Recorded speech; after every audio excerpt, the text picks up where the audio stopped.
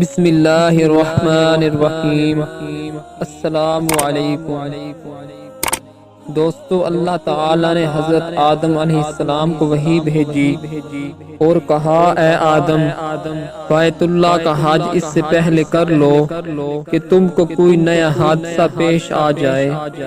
حضرت آدم علیہ السلام نے عرض کیا، الہی وہ نیا حادثہ کیا ہوگا؟ تو اللہ تعالیٰ نے فرمایا، وہ چیز تم نہیں جانتے، وہ چیز موت ہے۔ حضرت آدم علیہ السلام نے کہا، وہ موت کیا ہے؟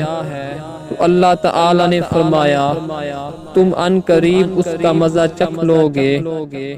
چنانچہ حضرت آدم علیہ السلام مکہ تشریف لے گئے تو آپ کا فرشتوں نے استقبال کیا اور کہا، السلام علیکم یا آدم، آپ کا حج قبول ہوا۔ کیا آپ کو خبر نہیں ہے کہ آپ سے 2000 برس پہلے بھی اس گھر کا حج کیا گیا ہے اور اس وقت کعبہ سرخ یاقوت تھا۔